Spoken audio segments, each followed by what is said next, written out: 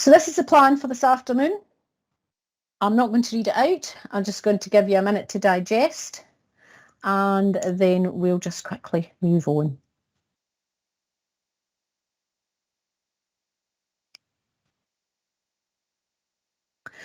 So before we get started, I'd just like to introduce you to do we have anybody else on the call, Iona? I was going to say I would introduce... I think Maria's in, I think.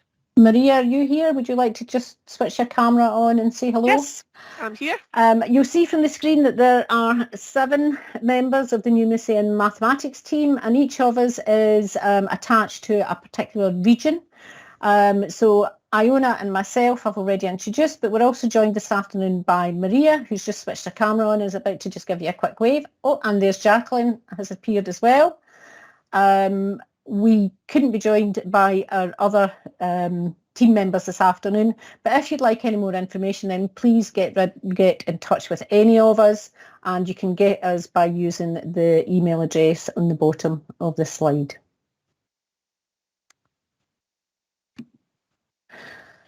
Okay, so in order to capture the conversation this afternoon, we've put together a Padlet where you can post questions. So questions in the chat can often be missed as others are posted, and you know they scroll up the screen quite quickly. So the Padlet just allows us to keep track of the questions more easily, and it's also available after the session, so you'll be able to refer back to it and continue to ask us questions. So you can either access the Padlet either by clicking on the link on the screen or by using the QR code, and I would encourage you to post questions and comments as the afternoon progresses. Once comments have been posted, you'll see that there's a little speech bubble under the post, and if you click on that, you can respond to a question or you can add a further comment. So again, as I said, the Padlet will be available after the event, but the chat and Teams will disappear when the meeting ends.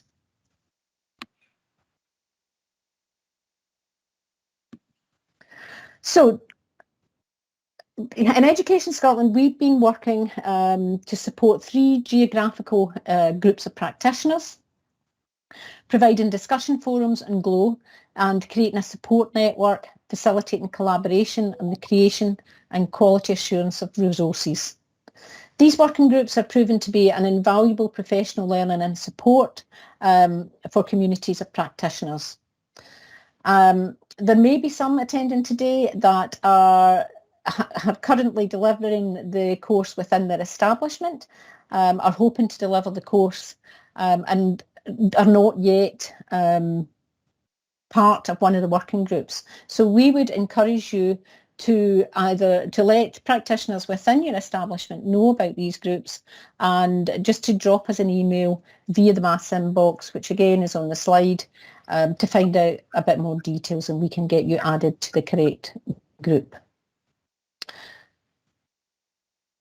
I know that there might be colleagues here that are related to either colleges or independent schools, and they would be more than welcome to join the local groups as well.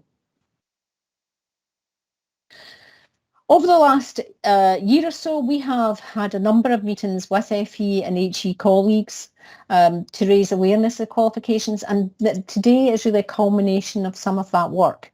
We're really keen to get information out there to senior leaders, to guidance staff, to careers advisors, some of whom we have on the call this afternoon.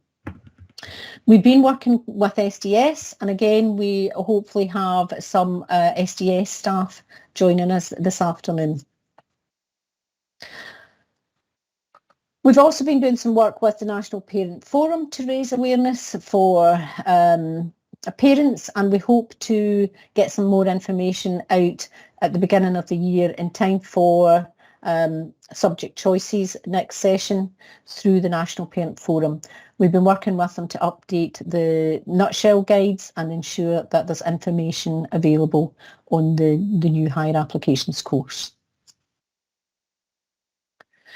So again, this webinar this afternoon is designed to raise your awareness of the course, its content, and encourage a greater uptake across Scotland, and just to give you some information about the what it can add to the curriculum within your school, how it sits within the further education sector and higher education sector, and also some information from employer representatives about the skills that the course brings from an employer perspective.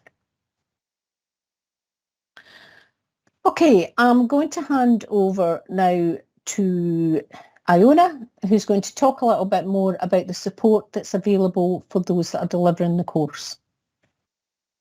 Thanks very much, Nanette. We wanted to highlight a really useful upskilling, or two really useful upskilling courses that are currently being run by the University of Strathclyde. These are fully funded courses for teachers who are thinking of embarking on teaching higher applications of maths.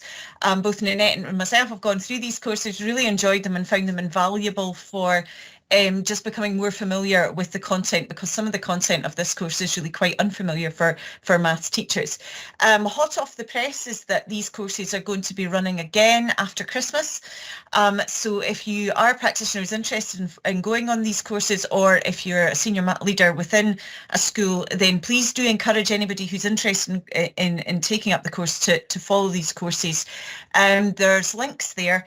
You can either email for more information about the two courses, one on statistics and one on mathematical modelling, or on the slide there we've got links to both pages. So if there's any other information as well, obviously you can get in touch with us too. For this academic year also, the University of the Heriot-Watt University Scholar Programme has introduced a number of teaching materials, learning materials for that have been a great support to teachers, but obviously to learners as well. And within these materials that cover the whole of the higher applications of maths course, there are notes, quizzes and solutions for learners, as long as alongside a number of practical tasks as well. So our working group practitioners have said that these have been really invaluable. They've also been, the working groups have also been checking over some of the resources and have and are helping with a bit of final checking as well. So there's been some conversations going back and forward as well, but they have certainly landed very well with their working groups, and they've been much appreciated. There's also an e-learning offer, national e-learning offer that we've worked together with eSchool to be able to send a cohort through this year with learners from schools who weren't able to offer it this year. And so one of the maths teachers at eSchool, Callum Arthur, who's been brilliant in our working group as well, has been delivering the course virtually and has also placed a number of his resources onto the West OS platform that's available via Glow to all teachers in Scotland. And so those hopefully will be of use to practitioners as well going forward. And those will be there and available next year too. We've been working together with an absolutely fantastic group of employers as well over this last year, and a warm welcome to Nathan Turner from BAE Systems, who's along today as well, to give you a bit of that employer perspective later on in the webinar.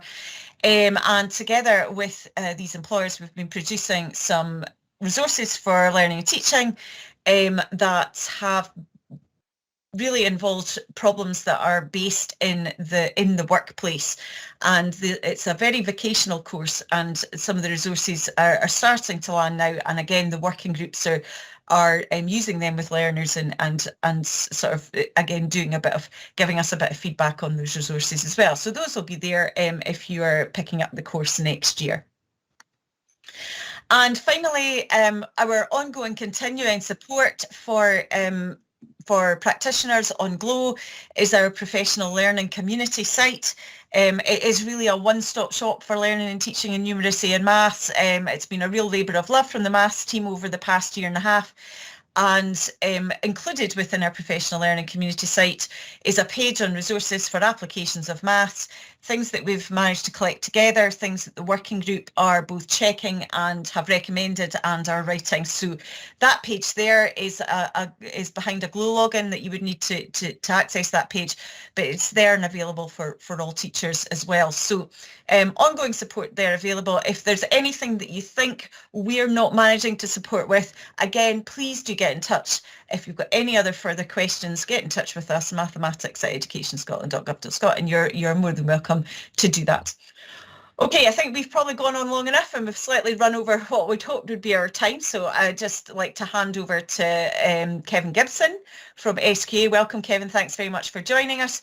And Kevin's going to give you a bit of an overview of the course and what it can bring to your curriculum pathways. Thanks very much, Kevin. Thanks, Iona. I'll just share my screen.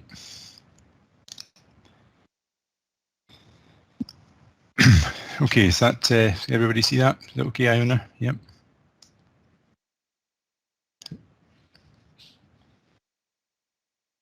Okay, well, thanks for inviting me along today. And like Iona said, I'm Kevin Gibson from SQA. I'm going to give an overview of the sort of background of the course, how it came about, the content in the course, and the assessment as it sits at the moment.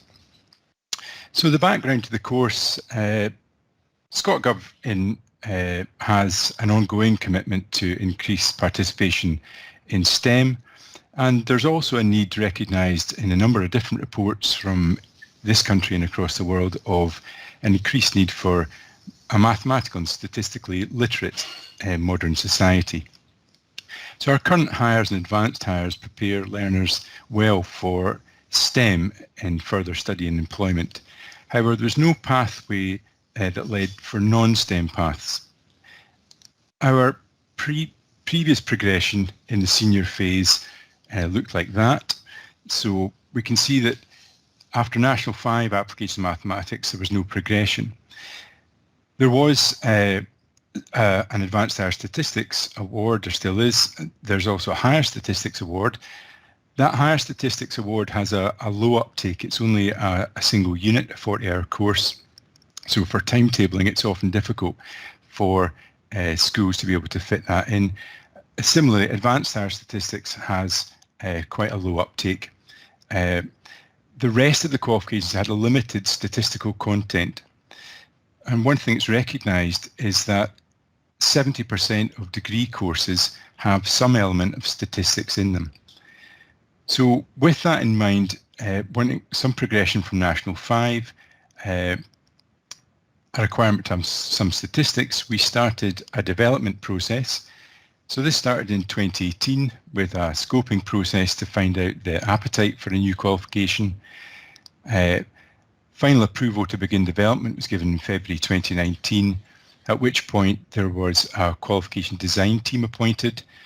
This was drawn from people across a lot of different sectors, as many as we could, and they met every month until January 2020. The course was then developed and publication was due in June 2020, and although we'd gone into lockdown by then, we were still able to publish the course in time. There were 2 specimen question papers published and 3 exemplar projects published. The first exam due May 2022, so there was a lead-in time of a year from the course documentation being published until the course was started in August 21 with the first exam next May. At the same time, we worked with Scholar, who'd been given a grant by Scottish Government to develop courses for both National 5 and Higher Application of Mathematics, and that's gone ahead now, and both are now live. The Scholar course in particular for the higher applications is important because, as we'll find out with the content in a minute, the content isn't the same as any other qualification, either in this country or frankly anywhere else. Down south has similar courses, but nothing exactly the same. So picking up a textbook for this is not a possibility at the moment. So the Scholar course is the only place that covers the full course. Excuse me. So after the development of the course, we have this new progression, which shows us having higher applications now as progressing from National 5, but also candidates from National 5 Mathematics can also sit the course. The thing to note about the course is that there's no overlap in any of the content in higher applications of mathematics or higher mathematics. So yes, they both contain the word mathematics, but it's better thought of as modern languages and studying both French and German. There is no cross-fertilization, if you like, of the two topics. One thing that's interesting to note is that since we've been developing the award, the participation in National 5 applications has hugely increased. So National 5 applications, or as it was then, Life Skills, were introduced in 2014, and the numbers remained relatively low until 2019, where they increased substantially. And since then, they've continued to increase, so that this year we're looking at almost 14,000 candidates. I think that's a recognition that what's being asked in National 5 applications, setting the mathematics in context, is a complement to the traditional mathematics. That means that we've got a large cohort for this new higher applications, or a potentially large cohort. And in fact, we're currently sitting at 1,084 candidates for higher apps in 2022. So that's actually better than we'd thought. We had an original estimate maybe 500 or 600 candidates, so sitting at almost 1,100 candidates is really good. So the course consists of the following topics. Mathematical modelling, a phrase which probably until the pandemic not many people would have recognised, but now we're all very familiar with, but describing real-world problem in mathematical terms. And this, it was felt, underpins the whole course, from the statistics to the finance to any other thing. We're really looking at how modelling applies to problems and how candidates can identify relevant information, formulate a problem in appropriate mathematical or statistical terms, understand the assumptions that have been made, and interpret the results. The next section on statistics, this was developed by David Young at Strathclyde University. He'd previously been involved in developing the Higher Statistics Award, the single unit award, and that had come from work he'd done with medical and dental students whose statistical skills when they got to university was lacking. So this basically we were able to bring across a lot of the content from the statistics unit into this course here and adding in some probability. There is a little probability in National 5 applications, and this just extends it to consider some conditional probability as well. The focus of this part of the course, and lots of other parts of the course as well, is not really in getting candidates to sit and work their way manually through statistical tests or calculate standard deviation by hand. This is about using software appropriately to summarize data, carry out a hypothesis test, and then candidates are asked to demonstrate the ability to interpret that output successfully. So this is far more applicable to candidates moving on to university level or into a career where they're actually going to be using software to do the problems and not by hand. Then we've got finance. Again, this extends some of the work from National 5 applications. Again, the focus is here on a mixture of some hand calculations, so the ability to calculate different aspects of financial calculations by hand, but also bringing in spreadsheets to carry out more complex calculations involving savings, mortgages, and other types of loans. So this addresses a need that has been recognised for candidates to leave school with better financial skills and to be able to look at the risks involved in various types of financial products. If anyone has had a look at some of the specimen question papers, you can see that finance questions really do go quite in depth to asking quite sophisticated questions of the candidates. And the final part of the course is on planning and decision making. Again, extending some of the ideas from National 5 applications where candidates were introduced to precedence tables. They're now introduced to Gantt and PERT charts, which are used in project planning. And again, people from industry will know this better than me, but certainly Gantt charts are a large part of big projects and can run to thousands of lines. So this gives them some indication of that. And also in this section, they're looking at applying their knowledge of probability to financial risk and cost-benefit analysis. So that's the content of the course. And the assessment model is different to the traditional mathematics papers as well, in a couple of ways. There is a statistics project involved, and mathematics is almost unique, apart from Latin, in being the only subject where there's no internal component. So most other courses have an assignment or something. So the candidates here will do a statistics project and also a traditional question paper, which will involve the use of technology.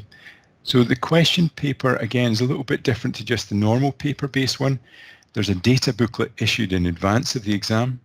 That may include some pre-release material released to centres approximately 6 weeks before.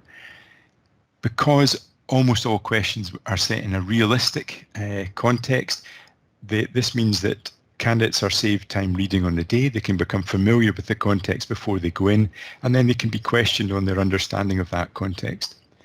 During the exam, candidates will require to access software packages, for example, Excel or some spreadsheet, and R or some other statistical software to answer questions.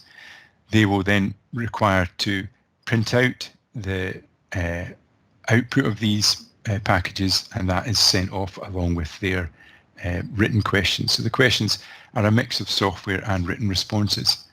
It had initially been our hope that when the exam was developed, this could have been done fully digitally, which would have made sense. Unfortunately, the technology doesn't exist within SQA for that at the moment, but hopefully that's something we'll bring on board in later years. And the statistics project is different from the assignment because this is a topic of candidate's choice. There's no write-up time. It's externally assessed by SQA. It's a chance, in all the other mathematics qualifications, a very limited opportunity for candidates to exercise any personal choice. So this is free for them to choose their own topic of choice and to relate their project to their own interests. So hopefully from that we can get a variety of projects in their own words which display the required statistical techniques. As we said, we published 3 exemplar projects which detail different aspects of candidates' projects, from sort of a middle range mark to a higher range mark. There is a word limit on it, but it's quite generous at 2,000 words for the project. So that's the end of my presentation. That's just, like I say, that's an overview of how we've got to where we are. So hopefully that's... Thanks, Kevin. That was really helpful. If anybody has any questions, can I just remind you that you can add them to the Padlet on the car park. There's a couple of questions that have appeared so far. One about the length of the Strathclyde University courses, and Iona has helpfully put an answer in there, but it's around about 8 weeks. And the other one also asking about the higher stats unit and the similarity that poses to the stats content within the exam. I don't know whether, Kevin, you wanted to say something about that? Yeah, I probably should have mentioned at the time. Actually, we see this as a benefit because this actually gives candidates who maybe get to the end of the course and are going to struggle to complete the course assessment, it means that they can leave the course with some award. So if they can demonstrate, the course covers the stats unit. So if they've demonstrated the skills during the year of the stats unit, then they could be awarded that at the end. So it's still there, available as a separate award.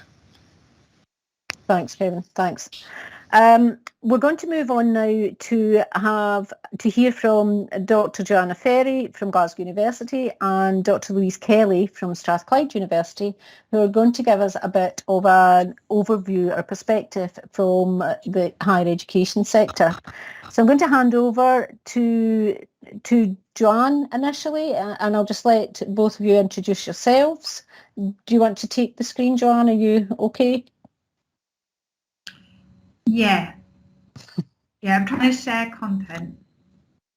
So, saying no file. Do I have to take control first? You should just be able to click on that rectangle with the arrow. Yeah, and then what do I click on? Window. Then So I click on window. You told me. then you click on Windows, And then I window, click on and then this. click on the one you want to share. That's it. It's coming up now. And now you can see. And now I'll go back Excellent. to the beginning. Here we go. Thank you so much. Thanks for having me.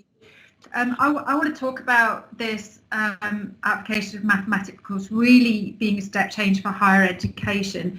To give you a bit of context, I'm founding director of Glasgow QStep, which is a £3 million centre set up in 2013 with funding from the Nuffield Foundation and the Economic and Social Research Council to create a step change in how social scientist students understand quantitative methods, how they use them. I'm also currently Deputy Director for Training for the Scottish Graduate School of Social Sciences, which runs at the doctoral level. We're across the whole of Scotland, and we're developing training for people who are less numeric, perhaps in law and anthropology, right through to accounting, finance and economics. And I'm lead author on the soon-to-be released report scoping the skills needs in the social sciences to support data-driven research. So all of this context hopefully will give you some faith in what I'm sort of going to go through in the next 3.5 minutes. So first of all, we have invested a lot of time in what training works around numeric data. We have managed to reduce anxiety around numbers, sometimes created by negative experience of maths study in schools.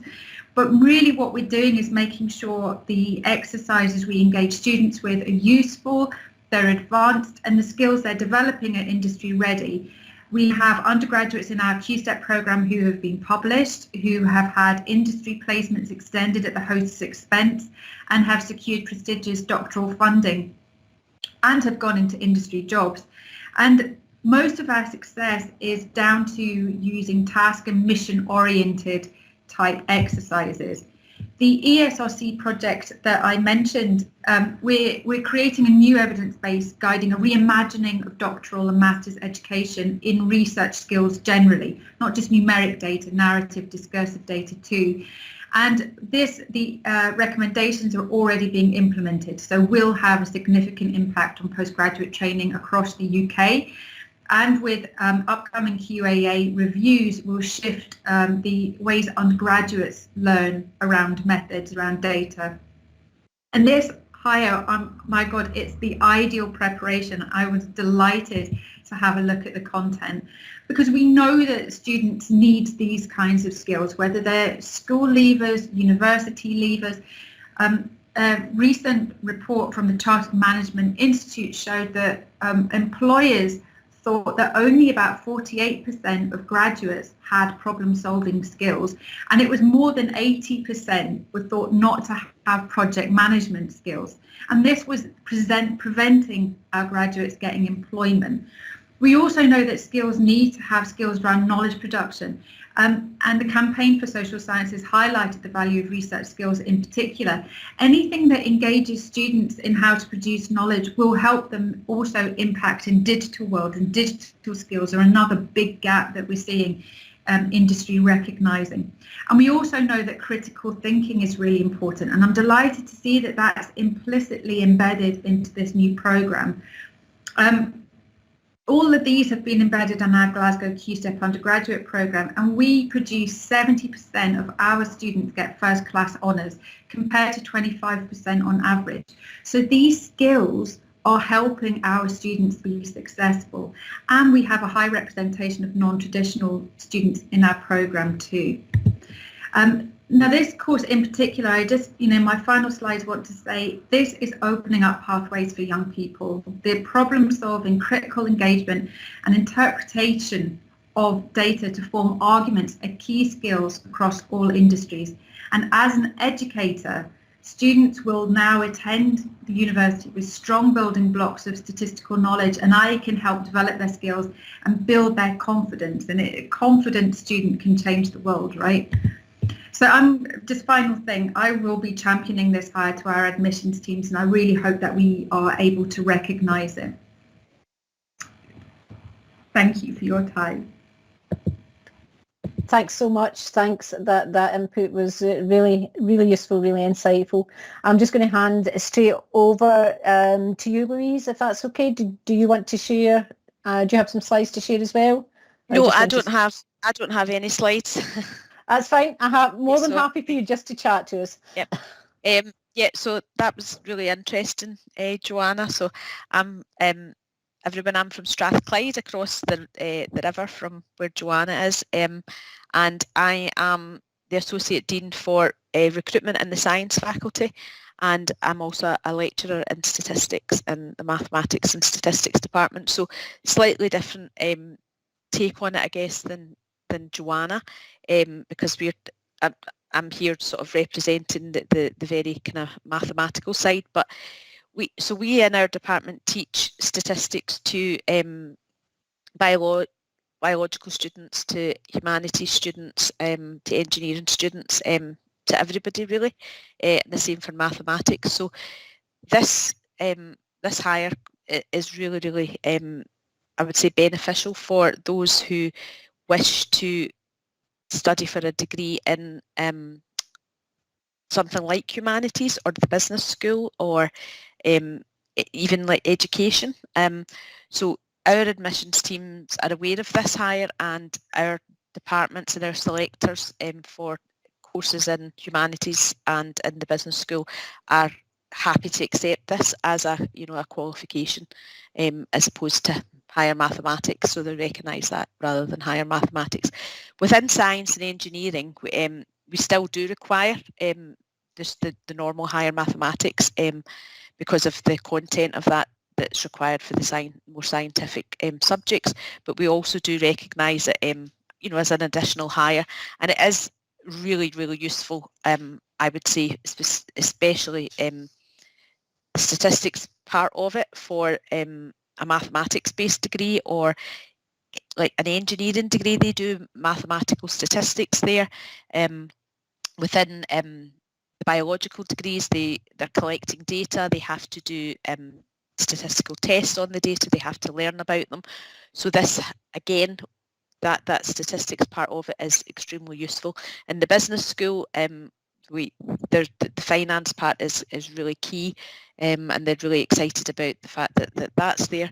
And obviously the mathematical modelling is just so prominent now that engineering have always used it, and within, again, maths degrees, we use that all the time. So although within the science specific degrees we're not putting it out there as a required hire, we would say it would be a very beneficial hire. But the humanities faculty, so that includes your psychology, politics, modern languages, history, education, and then the business school for your accountancy, finance, economics, etc. They're all listing it as a possible alternative to the normal higher mathematics. So yeah, really excited by it. I think it's a fantastic hire. And just to mention the upskilling modules that we're running, so again, we'll be running them after Christmas, as Iona said, and the one benefit of the pandemic, originally when we had designed them, we were planning them to be on campus, and then we had to quickly put them online. So it's obviously opened it up to a much larger audience now because they are online, and I think we'll just continue with them online even when we get back onto campus fully. I don't think we would put them in person because it is very restrictive for distance. So happy to answer any questions, but I can't work out how to see the questions in the Padlet. If there's any, how do I find it? Louise, there was a link in the chat that I'd the chat, right? Okay, so I just go to that. You scroll up a little bit. But thanks again so much for your contributions. We really appreciate to both you, Louise, and to Joanna. I think we're all singing from the same hymn sheet that this is a really brilliant development in Scottish education. So thanks very much for your enthusiasm and support of the qualification. We really do appreciate it. Time is marching on. I'm going to pass on to and give my warm welcome to Marston Anderson from AirJ Academy. and Tom Simpson from Northfield Academy in Aberdeen, who are from two schools that have taken that brilliant step of running higher applications in maths this year. So thanks very much for joining us. Love to hear your perspectives. And if we start with you, Martin, and then you can hand over straight over to Tom. Thanks very much. Thanks very much for the opportunity to join you this afternoon, colleagues. Quite inspired, I have to say, from the previous speakers, and very reassured in terms of what I've heard about the access to higher education and opportunities beyond school. So that's really, really good to hear. It'd be really great to get that information into our schools and reassure our students and obviously open up those pathways. I think that's really key in terms of, supporting our learner journeys. As I said, I'm the head teacher of Airdrie Academy. I've been here for 5 years, and really I will be joining the cheerleading of this excellent course. So you be reassured, I'll be absolutely on point with that. But for me, it's about the why. Why are we doing this? Obviously, I look at my own school, my own context, and I hope you don't mind me digressing in that very briefly. We're a school population of 1,040, and I have 42% of my youngsters in the most deprived parts of the 10 deciles in Scottish education. And in fact, 62% of our school are in deciles 1 to 4. That's no marker in terms of our ambition, which is one of our key school values. We really do well in terms of our attainment profile. But really, I think this is a reflection and an opportunity about asking ourselves, who's the curriculum for? And the simple answer is everyone. And I was really, really pleased to see the progression from SQA earlier on about making this pathway much more visible in terms of, making sure that a youngster has the opportunity of leaving school with a higher in mathematics and obviously the applications course. But why have we gone down this path? Well, for colleagues who might not be aware of Insight is, we live and breathe data in our schools, as I'm sure that other colleagues do in their organisations.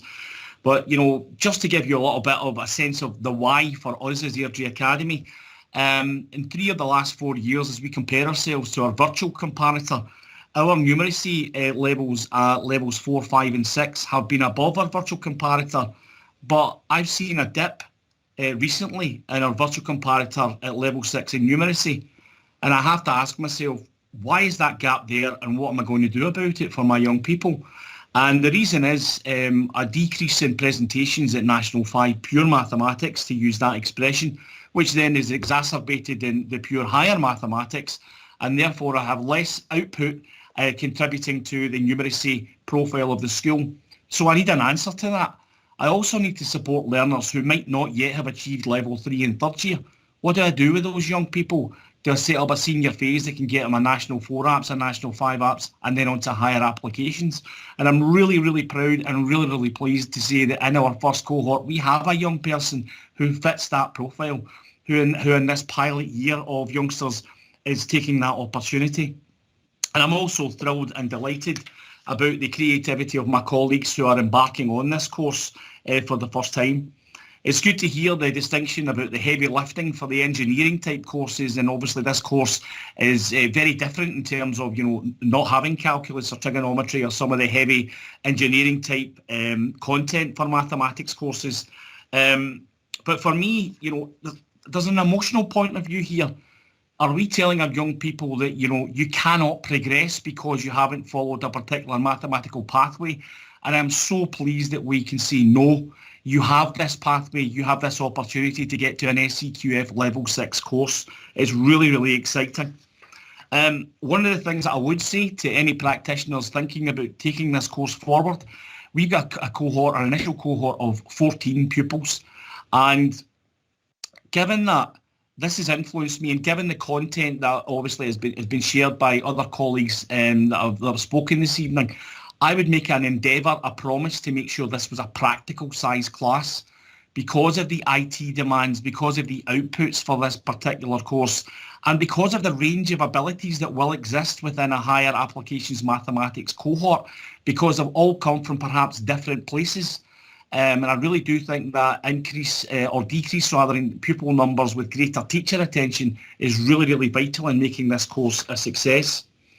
In terms of the National Improvement Framework and obviously Skills for Learning and Work, as we mentioned earlier, this is a hand-in-glove course for that, and it really does obviously support numeracy as part of a learner's journey.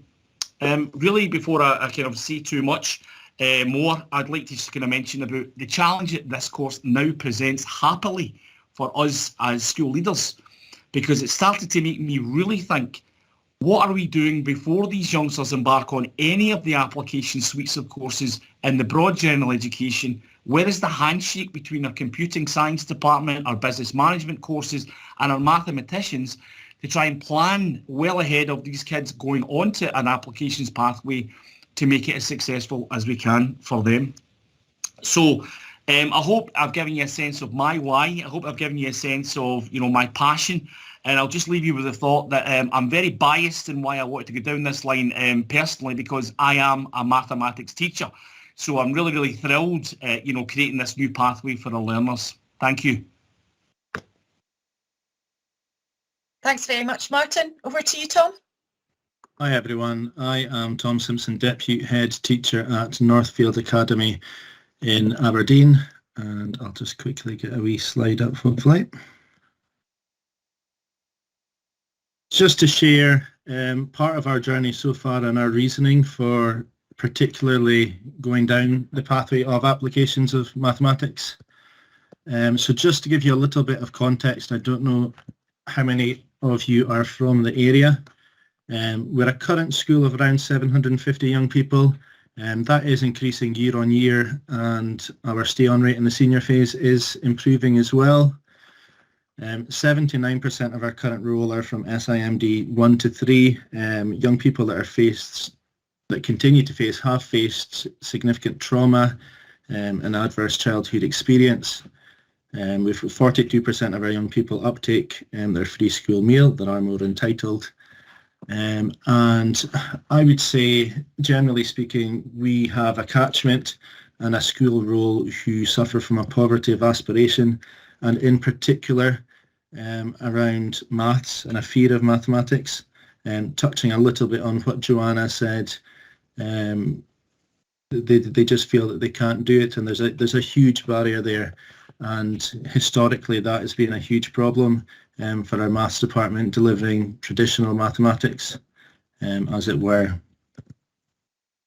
So as part of our curriculum, we discovered the opportunity of application of maths once it changed from life skills maths, and we started to look at delivering that within our curriculum.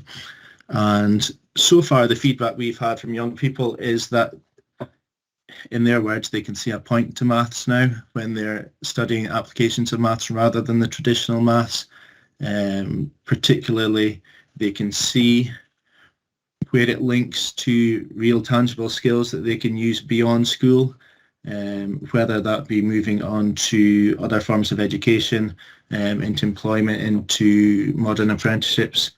And we've developed over years a partnership with NATS, the National Air Traffic Control System, who we've worked hard with to try and get young people to see the relevance of mathematics, not only in life but in employment, which has been successful. And they're actually now saying that the young people that they're seeing now who have been through applications of mathematics courses are far more suited to the roles of working with organisations like them.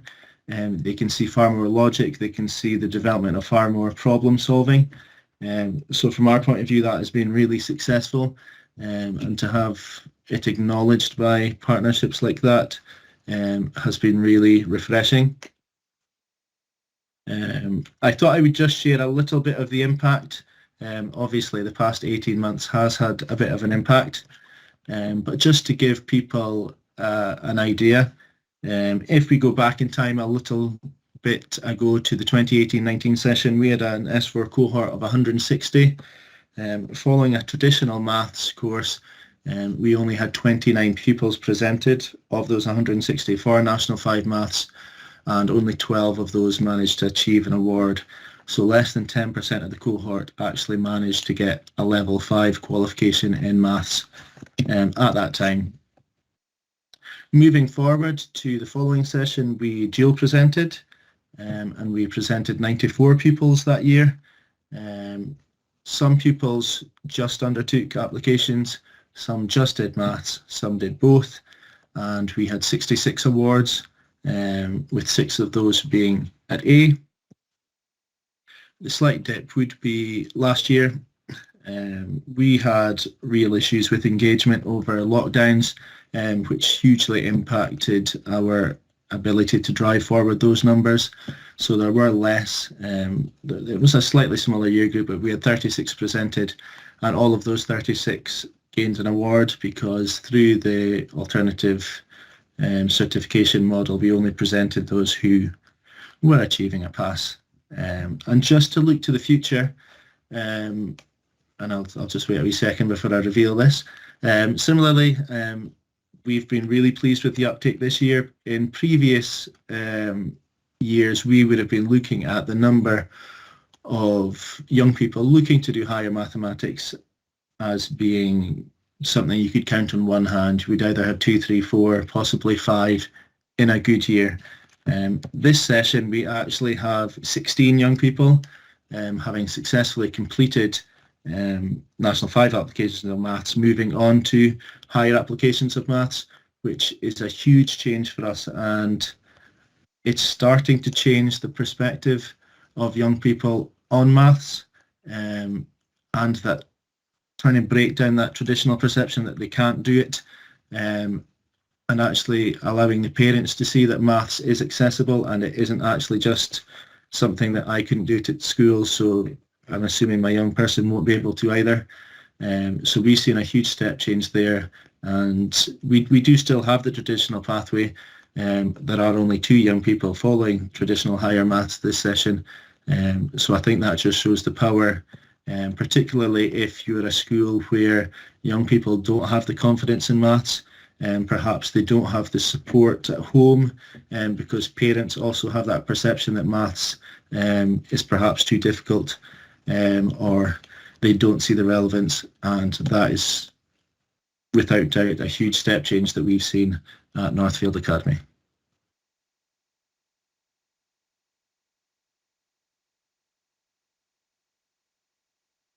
Thank you to both our presenters there. I'm going to move on quite quickly now because we're now running a little bit short, but thank you so much for both of you for your contributions. Our final speaker this afternoon is going to bring us an employer's perspective. So I'd like to welcome Nathan Turner from BAE Systems, and I'm just going to hand over to you, Nathan. Grand, thank you very much. Hope everyone can hear me. Yeah, so I'm Nathan. I'm working at BAE Systems in Glasgow. We're one of the employers that's been working with Education for Scotland to bring together some of the resources for pupils in the classroom, and that's been a really good experience for us, and it's been quite fun to work on. But I'll keep our perspective very short. I think most of the things I was going to say have been said by all the previous speakers, so like you say, we're singing from the same hymn sheet here. So I'm an applied mathematician. I've worked in engineering for 10 years, and what I would describe this course as is developing the skills that I look for in my colleagues. Now, that's not just my engineering colleagues, that's also the project managers and the finance people in my company. These are the sort of skills that I want everybody to have if they're working at this level. So I think the applicability of the course to all sorts of different disciplines and all sorts of different employers is really good.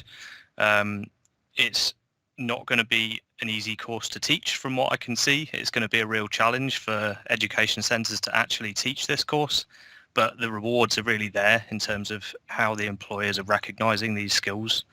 And the employers that I have spoken to as part of this activity of pulling together resources have all said exactly the same. These are the skills we want people to have, whether they are engineers or finance or project management, whoever they are. So yeah, I'll finish by saying I think there's one key skill that I always look for in somebody who is trying to apply maths to problems, and that's to be able to formulate and solve a problem using maths rather than just know the maths, make sensible decisions about it, and also to explain how they feel about a mathematical problem. So they should be able to interpret it and explain how they feel about the conclusion. And I think that's what this course is delivering, as opposed to just knowing the maths and being able to do the sums on paper. So it's solving the problems in context, and it's solving the problems using the tools that you would use in industry, like software tools and interacting with other people. So that's my very brief view on the world, and I'll allow some time for some questions.